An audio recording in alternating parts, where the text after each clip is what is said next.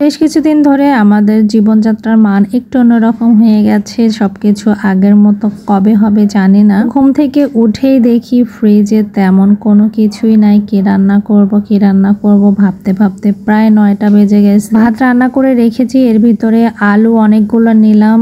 আলু নেয়ার আগে কিন্তু আমি অনেকগুলো কাজকর্ম শেষ করে ফেলেছি। বাসন মাজা, ঘর দুয়ার ঝাড়ু দেওয়া। ওই একটা আলু কিন্তু পচা ছিল, ওটা ফেলাই দিলাম। আলুগুলা থাকতে থাকতে ওগুলাও পচে যাচ্ছে। আলু একটু বেশি কেনা পড়েছিল এইবার। আলুগুলো সুন্দর করে কেটে নিলাম, ছুলে তারপরে কেটে নিচ্ছি। দেখেন বড় বড় পিস করে, এরকম বড় বড় করে পিস করে মাংসের মধ্যে দিলে কিন্তু অনেক বেশি মজা লাগে। আর এই বড় বড় আলু কিন্তু আমার ছেলের অনেক বেশি পছন্দ, আমাদেরও অনেক পছন্দ, কিন্তু ওর কথা একটু বলতেছি কারণ ও একটু আলুটা বেশি পছন্দ করে। হয়তোবা মাংস হাফ কেজির মতো হবে বা তার থেকে একটু বেশি হবে বা হাফ কেজি হবে, তার থেকে বেশি হবে না। তো এই তো আলুর সঙ্গে মাংসগুলো নিয়ে নিলাম। তো দেখতেছি এই মাংসের পিসগুলো একটু বড় বড়, একটু ছোট ছোট করে কেটে নেব। আমি সচরাচর মাংসের পিসগুলো ছোট ছোট করে কেটে রান্না করে, তাতে করে হয় কি মাংসের ভিতরে একদম মশলাটা পুরোপুরি ঢুকে যায়, অনেক বেশি জুচি হয়। এই জন্য আমি মাংস সবসময় ছোট ছোট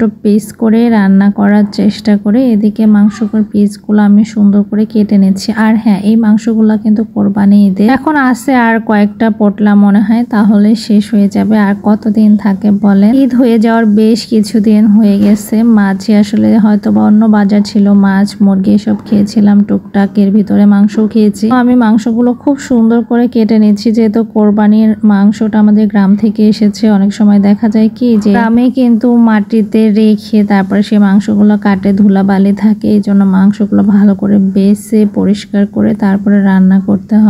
মাংসগুলো আমার সুন্দর করে কেটে নেওয়া হয়ে গেছে। এখন এটা আমি সুন্দর করে পরিষ্কার পানি দিয়ে ভালোভাবে পরিষ্কার করে নেব। আমি আগেও কয়েকবার পরিষ্কার করেছি, তো বললাম যে বালির কারণে মাংসটা একটু বেশি করে ধুতে হচ্ছে, কারণ মাংস কিন্তু এত বেশি না ধুইলেও হয়। তো আমি এখন মাংসগুলো ধোয়া শেষ হয়ে গেছে, প্রেসার কুকারে দেব। আর আমি মাংস সবসময় প্রেসার কুকারে রান্না করি। মাংস না, সব রান্নাই মোটামুটি আমি প্রেসার কুকারে রান্না করি, যাতে করে কি মাসের যে গ্যাসটা কেনা হয় সেটার জন্য গ্যাস সেভ হয়। এই কারণেই আমি প্রেসার কুকারে রান্না ট্রাই করি। তারপরে এদিকে মাংসগুলো ভালো করে ধুয়ে রেডি করে নিয়েছি। তো আমি এটার সঙ্গে 2টা পেঁয়াজ দেব। আগে একটা পেঁয়াজ কেটে রেখেছি, পেঁয়াজ দুটো কিন্তু বড় বড় ছিল। বলেন এক একজনের রান্না কিন্তু এক এক রকম, আমার রান্না কিন্তু এক এক রকম। আর হ্যাঁ, আপনারা আবার ভাববেন না যে আমি রান্নার ভিডিও দিচ্ছি, রান্নার ভিডিও না। আজকে মনে হলো যে এরকম একটা ভিডিও বানাই, এই জন্য রান্নাঘরে আসি। তো রান্নাঘর থেকেই ভিডিওটা কমপ্লিট করে নিচ্ছি। আপনারা আবার ভাইবেন না যে আমি আবার রাঁধুনি হয়ে যাচ্ছি নাকি। না না,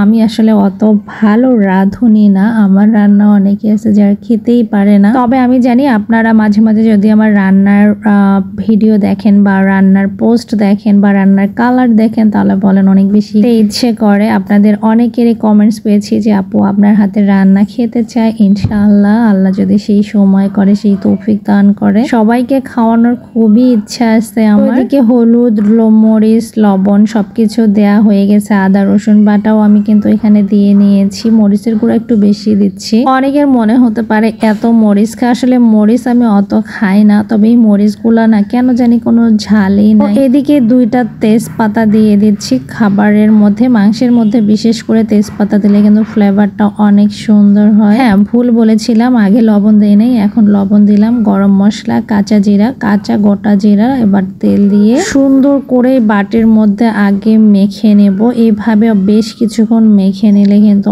অনেক বেশি মজা হয়। যেহেতু আজকের রান্নাটা পাতলা ঝোল হবে, এজন্য আমি হাতে আগে ভালো করে মেখে নেব, তারপরে বসিয়ে দেব। এভাবে বেশ কিছুক্ষণ মেখে নিয়ে তারপরে আমি প্রেসার কুকারে শীষ দিলেই হয়ে যাবে মাংস রান্না রেডি। পরে আমি কড়াইয়ে একটু পেঁয়াজ গরম করে বাগার দিয়ে নিয়েছি। এই ভিডিওটা আমার ছেলে করে দিয়েছে। আমি খেতে বসে ওকে বলছিলাম যে তুমি কি পারবা, ও আমাকে বলতেছে হ্যাঁ পারবো। সেদিন আমার ক্যামেরা ধরে থাকা দেখতে দেখতে আমার ছেলেও শিখে ফেলেছে কিভাবে ভিডিও করতে হয়। যদিও সে অনেক ছোট মানুষ, হাতটা কাঁপতেছে, কিন্তু সে অনেক ভালো ভিডিও করেছে, আমার অনেক ভালো লেগেছে। সবাই আমাদের জন্য দোয়া করবেন। তো সবাই ভালো থাকবেন, সুস্থ থাকবেন। আল্লাহ হাফেজ, আসসালামু আলাইকুম।